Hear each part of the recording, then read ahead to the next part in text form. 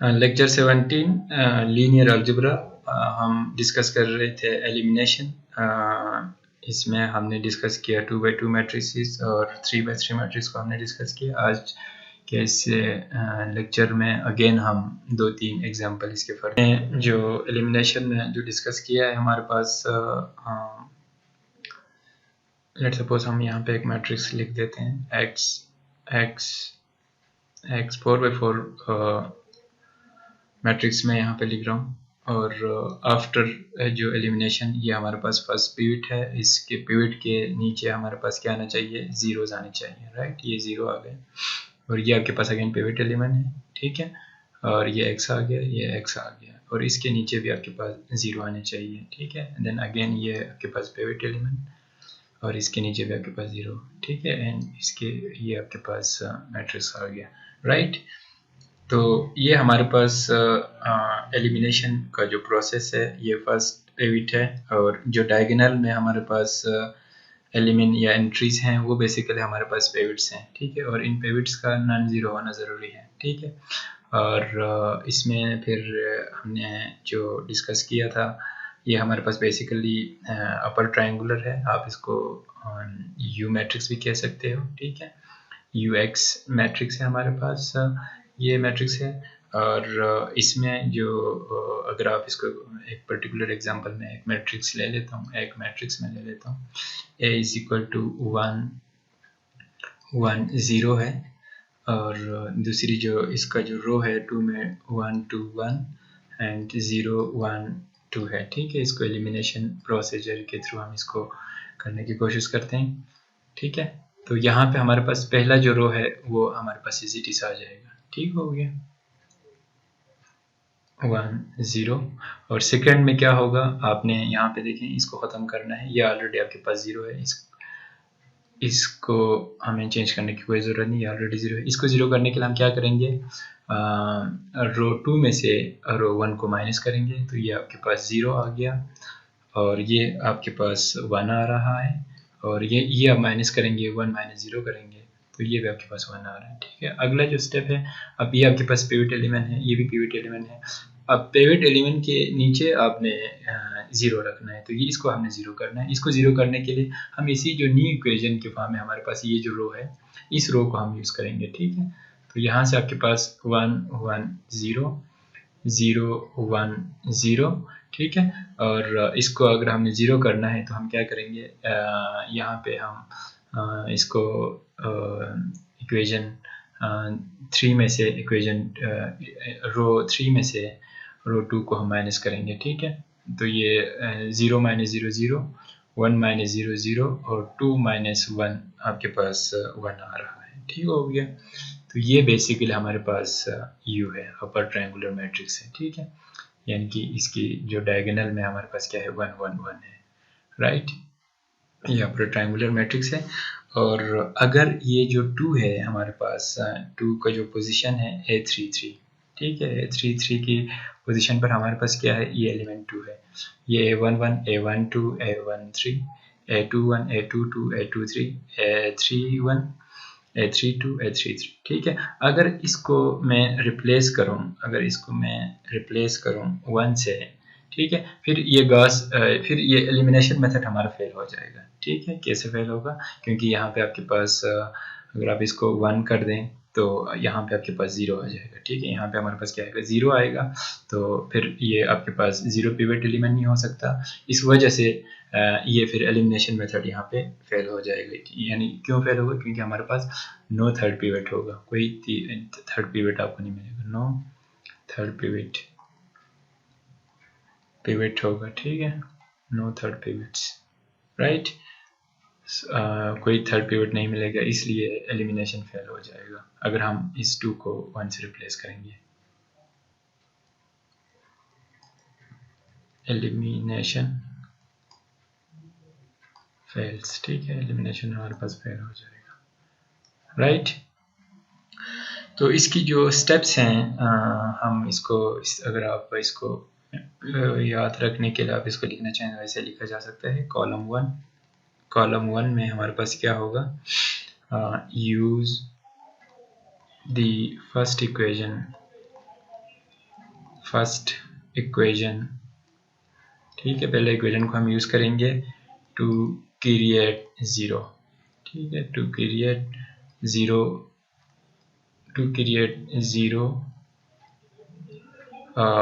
Below the first pivot, ठीक है, below the to create zero below the first pivot, ठीक हो गया, फर्स्ट पिवट, राइट। हमने क्या करना है, इस इक्वेशन को कॉलम 1 क्या है, use the first equation two create below, इस कॉलम 1 के लिए, ठीक है, इस पिवट के नीचे ज़ीरो लाने के लिए हम क्या करेंगे, इस इक्वेशन को यूज़ करेंगे। बेसिकली एक इक्वेशन है ना, कोफिशिएंट्स हैं, इसके कोफिशिएंट्स हमने यहाँ पे मैट्रिक्स के फॉर्म में लिखा हुआ है, इस इक्वेशन को हम यूज़ करेंगे, ठीक है। अब इसके बाद कॉलम 2 पे जब आएंगे, ये पहले कॉलम की बात हो रही है, ये जो कॉलम है, ठीक है। फिर अगर हम कॉलम 2 की बात आ जाएं, तो कॉलम 2 में क्या करेंगे, कॉलम 2 की अगर हम बात करें तो यूज़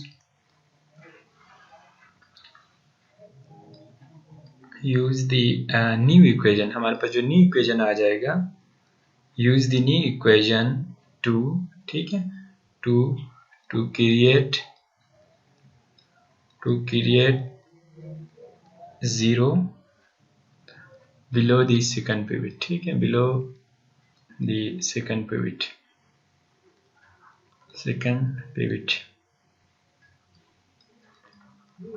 पिवट को हम यूज़ करेंगे, यानी कि ये जो न्यू इक्वेशन हमारे पास आ गया ना, इसी इक्वेशन को हम यूज़ करेंगे इसके नीचे ये ज़ीरो लाने के लिए, ठीक है, ये ज़ीरो लाने के लिए हम इसको यूज़ करेंगे। सेम जो कॉलम 3 के लिए भी हम ऐसे करेंगे, कॉलम 3 to n के लिए भी हम सेम प्रोसीजर यूज़ करेंगे, ठीक है। Keep going to find all n pivots, ठीक है, n pivots को फाइंड करने के लिए हम सेम प्रोसीजर को फाइंड करेंगे, एंड फाइनल में हमारे पास क्या आ जाएगा, दी अपर ट्रायंगुलर,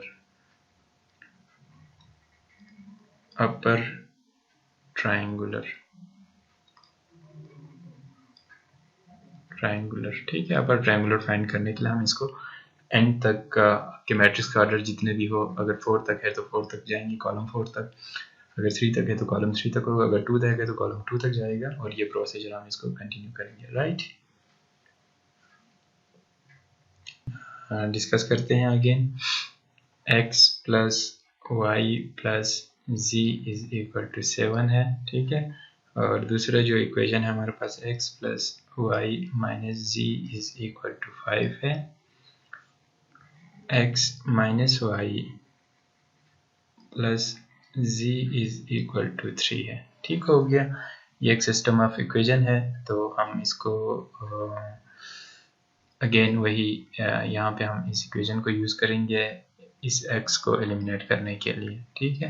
पहला हमारा टास्क यही होगा, तो x plus y plus z is equal to 7, तो इसको अगर हम माइनस करेंगे, इस इक्वेशन 1 को इक्वेशन 2 से माइनस करेंगे, यहाँ से आपके पास 0 हो गया, x एलिमिनेट हो गया, लेकिन यहाँ पे आपके पास 0y आ रहा है, और इसको अगर आप माइनस करेंगे तो यहाँ पे -2z आ रहा है, -2z इज इक्वल टू, और यहाँ से आपके पास -2 आएगा, ठीक हो गया। सेम केस इसको भी आप करें, तो यहाँ से आपके पास इस इक्वेशन को इसमें माइनस करना है, तो यहाँ से -2y आ जाएगा, -2y, और फिर प्लस 0z, ठीक है, 0 हो जाएगा z, which is equals to 7 minus 3, तो मतलब ये है कि 3 माइनस 7 है, और 3 माइनस 7 है, तो इसका मतलब ये है कि -4 आ जाएगा, ठीक हो गया। अब यहाँ पे ये पिवट आपके पास क्या है, नॉन नेगेटिव है, ठीक है, सॉरी नॉन ज़ीरो है, और यहाँ पे आपके पास गड़बड़ है, ठीक है, क्योंकि हमारे पास, हमें पता है जो डायगोनल में हमारे पास जो पिवट आ रहे होते हैं वो पिवट्स हमारे पास नॉन ज़ीरो होना ज़रूरी है। तो यहाँ पे हम इसको रिमूव कर सकते हैं, इसको हम चेंज करेंगे, एक्सचेंज करेंगे। तो रिमूव कर सकते हैं, कैसे रिमूव करेंगे, हम इसको रो को चेंज करेंगे, ठीक है। तो हमारे पास क्या आ जाएगा, x plus y plus z is equal to 7, और इसको हम चेंज करेंगे, ठीक है। यहाँ पे हमारे पास पिवट की पोजीशन पर 0 है, तो फिर यहाँ पे क्या होगा, -2y plus 0z is equal to -4, और ये हमारे पास 0 आ गया, और यहाँ से फिर आपके पास क्या आ जाएगा, -2z इज इक्वल टू -2 है, ठीक है। तो यहाँ पे हमारे पास अगेन पिवट नॉन ज़ीरो है, ठीक है। यहाँ पे भी आपके पास पिवट नॉन ज़ीरो है, यहाँ पे भी हमारे पास क्या होगा, पिवट नॉन ज़ीरो है, ठीक है। तो यहाँ से बैक सब्स्टिट्यूशन के थ्रू हम वैल्यूज इजीली फाइंड कर सकते हैं। बैक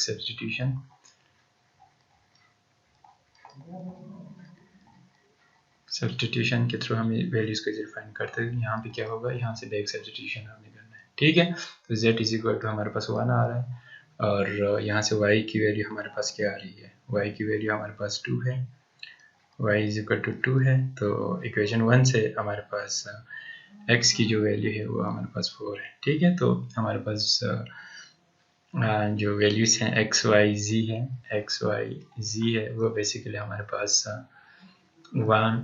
4, 2 एंड 1 है, ठीक है। और ये जो पॉइंट्स बेसिकली इस इक्वेशन को सेटिस्फाई कर रहा होता है, ठीक है। तो और हमारे पास जो पिवट्स एलिमेंट है, पिवट्स है हमारे पास R1 -2 एंड -2 है, ये हमारे पास पिवट्स हैं, right. x plus y plus z is equal to 7 है, x plus y minus z is equal to 5 है, minus x minus y plus z is equal to 3 है, ठीक हो गया। तो इस इक्वेशन को हम डिस्कस करेंगे। तो हमारे पास क्या होगा, हम इसको इस तरह डिस्कस करते हैं कि यहाँ से अगेन हम, ये हमारे पास पिवट एलिमेंट है, ठीक है। तो आप अगेन हम इसको सेम प्रोसीजर जो हम पीछे करते हुए आए हैं, इसी प्रोसीजर के थ्रू हम करेंगे, ठीक है। x plus y plus z is equal to 7, ठीक हो गया। तो यहाँ से इन इक्वेशन से आप इसको माइनस कर दें, तो हमारे पास यहाँ पे देखें, यहाँ पे आपके पास ये 0 आ रहा है, ठीक है, ये 0 आ रहा है, और यहाँ से आपके पास -2z आ रहा है, ठीक है। पहला जो हम क्या कर रहे होते हैं, इनको एलिमिनेट कर रहे होते हैं, x को एलिमिनेट कर रहा होता है, ठीक है। तो यहाँ से आपके पास -2z है, ठीक है, -2z है, विच इज़ इक्वल्स टू -2, ठीक है। 5 -7 -2 आ गया, और सेम केस इसको भी अगर आप करें तो अगेन आपके पास वही चीज़ है, ठीक है। यहाँ से आप इसको माइनस करें, तो यहाँ से आप क्या करेंगे, इसको इस पिवट का जो मल्टीप्लायर ये है, तो माइनस से मल्टीप्लाई किया, तो आपके पास यहाँ पे क्या आ रहा है, 0y plus 2z which is equals to हमारे पास 10 आ रहा है, राइट। तो ये हमारे पास राइट। अब यहाँ पे हमारे पास यहाँ पे कोई पिवट नहीं है, ये 0 आ रहा है, और ये आपके पास 1 है, तो यहाँ पे कोई पिवट आपको नज़र नहीं आ रहा है इक्वेशन 2 में, ठीक है। तो फिर क्या होगा, यहाँ पे आप ये कह सकते हैं ये कॉलम 1 है, कॉलम 2 में हमारे पास कोई पिवट नहीं है, ठीक है। There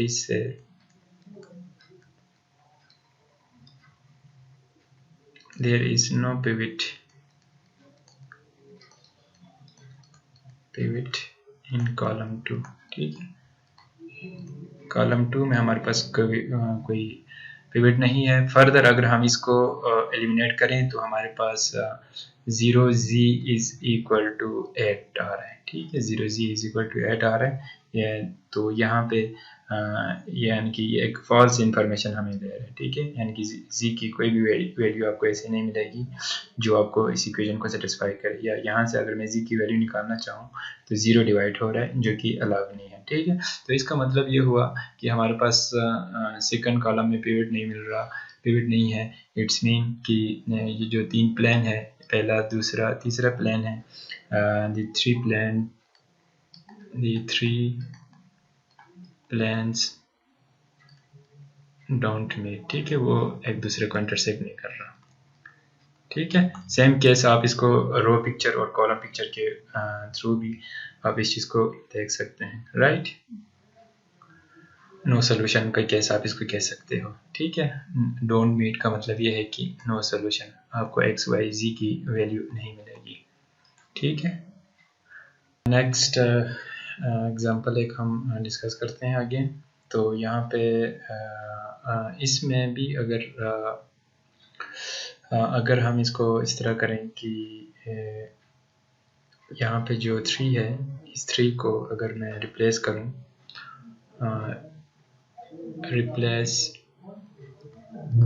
replace 3 in equation 3 by -5, अगर मैं इस 3 को -5 से रिप्लेस करूँ, फिर हमारे पास अगर आप इसको एलिमिनेशन करें तो elimination leads 0 is equal to 0 वाला फॉर्म आपके पास आ जाएगा, ठीक है।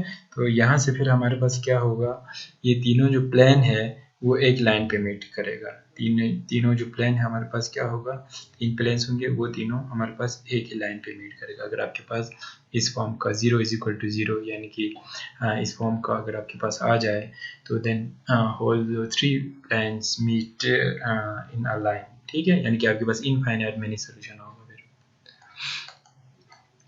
इनफाइनाइट मैनी सॉल्यूशंस मिलेगा, ठीक हो गया, इनफाइनाइट मैनी सॉल्यूशंस, राइट।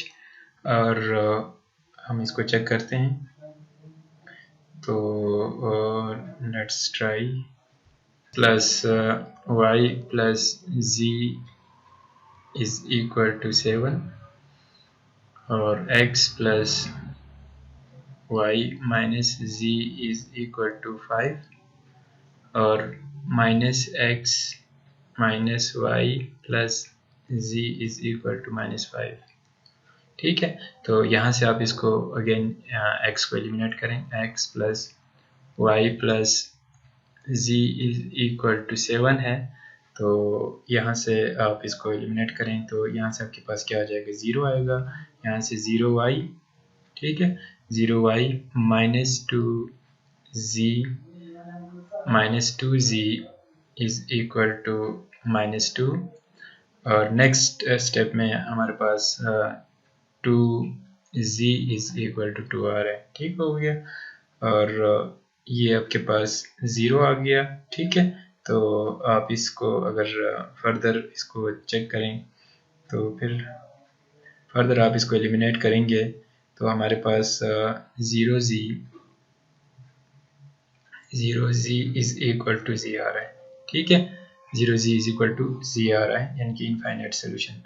यहाँ से हमें क्या मिल रहा है, अगर इस इक्वेशन को मैं देखूँ तो यहाँ से z इज इक्वल टू 1 आ रहा है, ठीक है। तो पहले इक्वेशन से हमारे पास क्या है, x plus y is equal to हमारे पास z1 है, तो यहाँ से 7 माइनस यहाँ से आपके पास 6 आ गया।